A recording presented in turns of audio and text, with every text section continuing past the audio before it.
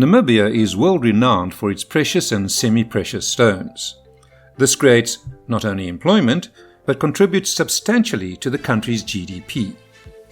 Sadly though, the industry has not reached its full potential and most informal small-scale miners struggle to find financial success.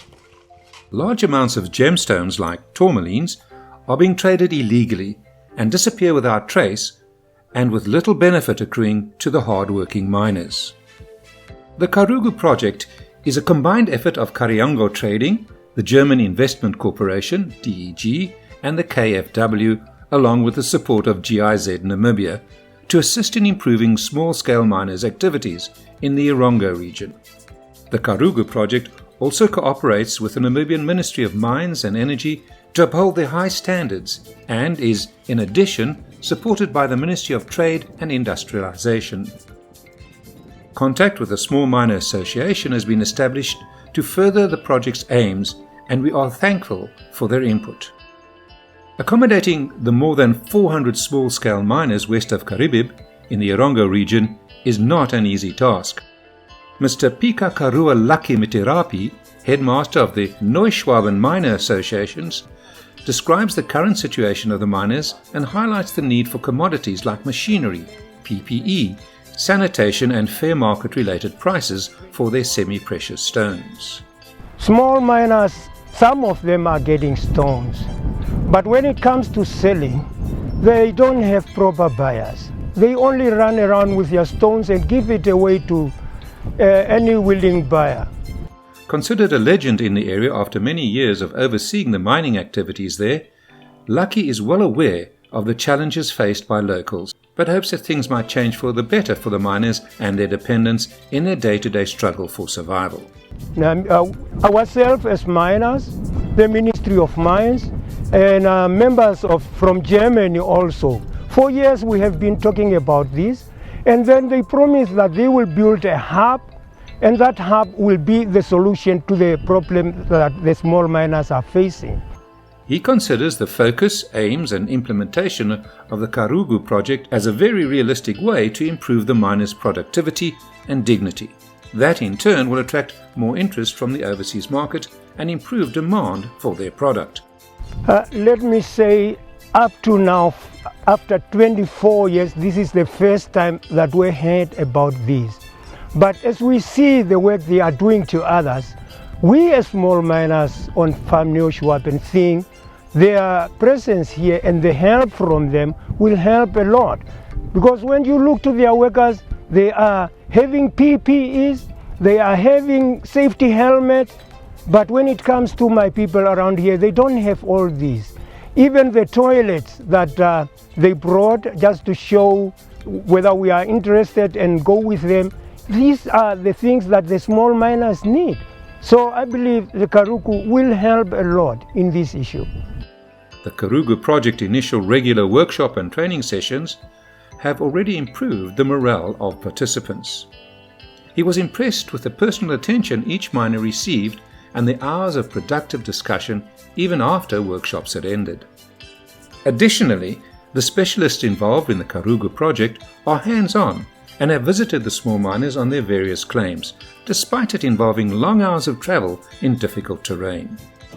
Their expertise is extremely helpful, and the availability of machinery and tooling from the Kharugu project provides a much more structured system for these miners and is a start to a bigger dream, according to Lucky. Contrary to the perception that mining, and in this case small-scale mining, is dominated by men, Swalisano and from the Zambezi region, formerly known as the Caprivi in Namibia's north parts, is making waves with her polishing skills in Karibib in the Erongo region. This very talented young woman's determination to work for an income did not go unnoticed, as she was willing to learn any skill to make a living.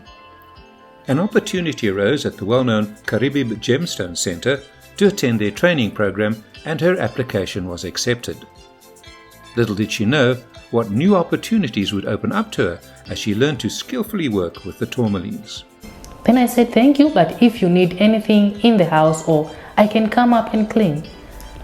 Then he said, it's okay. That's how it started. I cleaned. Swalisano has higher hopes, bigger dreams, but also an unbreakable determination to become as equally skilled as her overseas colleagues. She added that the stones she cut and polished became her passion, and she aims to be as bright and shiny as the tourmalines she handles on the polishing tables. Then that's how I got involved in cutting and polishing stones. Then I went under Hartmut Forscher through his project. He introduced his project to me. Is Erongo was talking of Tubora, Erongo, then it came to Kharugu, something like that. Then it went on just like that. I went for 6 months. After I went again another 6 months. Then I became the best cutter. In first 6 months, I became one of the best cutters. We were 3 and I was the first one. What motivated me so much is this. Where I come from, we don't mine. There are no miners, there are no stones. But if I make it, nobody knows how things start. It normally starts on scratch, but if I make it, I always find it like I can always start bringing something in my place as well. It doesn't matter where you start, whether not cutting or digging, whatever you do, as long as you know you are working you are a small miner. The Kharugu project now has their own cutting and polishing machinery where she has direct access and is now providing additional training. A German master in cutting and polishing from Ida Oberstein was scheduled to arrive in January for 4 weeks to provide personal training to 4 other aspirant trainees. Unfortunately, the COVID-19 pandemic postponed that extensive training. However, the Kharugu project has no expiry date, but will be a reliable partner for the small-scale miners for years to come. Teofilus Secondo, a young man that spends many days out in the open hot sun in search of that pocket that will be filled with precious stones and lift him and his family out of poverty, is holding on to that prospector's dream of striking it rich. But he admits that it is not as easy as it sounds, as they, the small miners, have to put in much hard labor, such as having to break semi-precious stones out of granite with only a hammer and a chisel. Long hours and weeks or months of hard work without income puts a great strain on the body and the mind. Like the rest of his peers in the industry, Secondo is greatly excited about the Kharugu project and various workshops on offer. The assistance they render in handling money matters and how to spend it wisely has changed the way he will manage his finances in the future. Keeping a mine claim clean and caring for the environment improves dignity. For him, the regular visit from the expert from the Kharugu project at his claim has changed everything for the better. Now for us now it's easy for us now. We get some even not much as long as we get it, because of equipment that we get from Kharugu. And they educated how to use machinery, how to handle it. The Kharugu project provides the small-scale miners with various tools such as power tools and generators to assist with breaking the rocks to get to the semi-precious stones, mobile toilets to improve the sanitation in the field, as well as restoring the miners' dignity.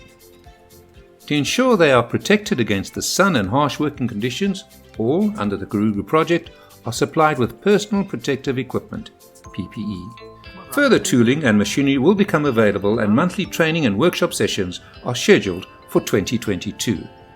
It is now up to the miners to ensure they are productive and produce world-class tourmalines for Swalisano to process for the international market.